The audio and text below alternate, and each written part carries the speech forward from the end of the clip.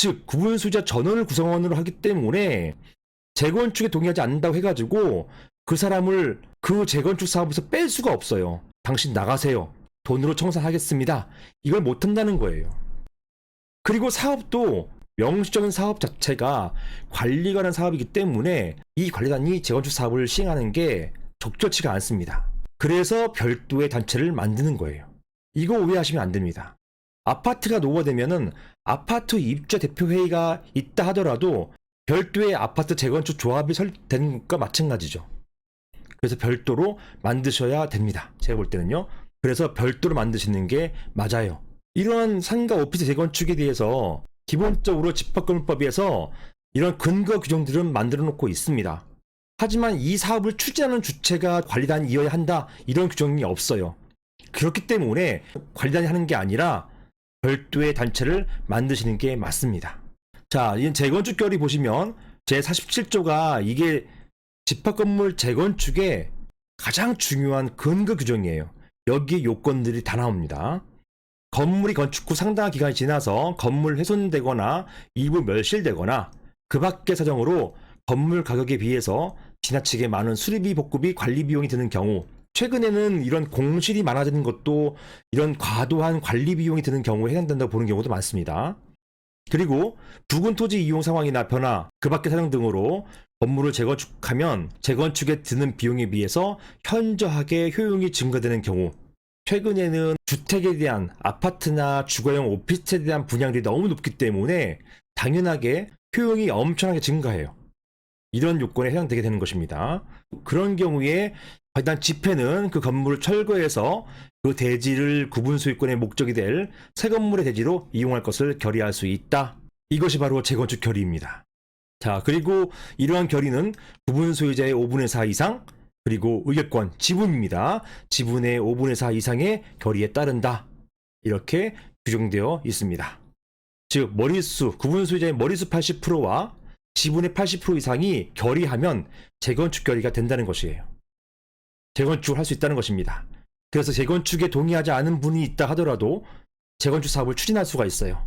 재건축에 동의하지 않은 분에 있어서는 매도 청구권을 행사해가지고 현금으로 청산시켜버립니다.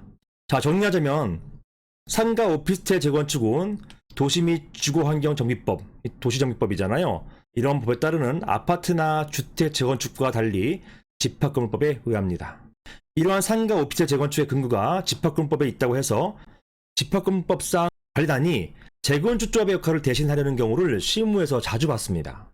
하지만 관리단은 건물과 대지, 그 부속시설의 관리에 관한 사업의 시행을 목적으로 하는 것이기 때문에, 이런 목적으로 설립된 단체이기 때문에 관리가 아니라 그 건물을 철거하고 신축하는 이런 재건축 사업의 시행을 목적으로 하기에는 적절치 않은 부분이 많습니다. 방금 전에 말씀드린 것처럼 관리단 자체가 어느 일부 구분 소유자를 배제시킬 수가 없게 되는 거예요. 전체 구분 소유자가 그 관리단의 구성원이기 되기 때문에 그렇습니다. 일부를 그 구성원에서 배제시킬 수가 없다는 말입니다. 자, 재건축 비동의자에 대한 매도 청구, 관리 처분, 사업 시행, 청산 등에 있어서 별도의 재건축 조합 또는 재건축위원회를 이것을 설립하는 것이 좋습니다. 그리고 이렇게 하는 것이 일반적입니다. 비동의자에 대한 매도 청구, 즉 재건축 사업을 하는 데 있어서 반대할 거면 내가 비용을 줄 테니까 우리 조합에서 나가세요. 이렇게 할 수 있어야 되는 거거든요. 그 다음에 관리 처분은 이렇게 재건축에 동의한 사람들이 여기 대해서 또 합의하는 절차예요. 사업 시행 청산도 마찬가지입니다.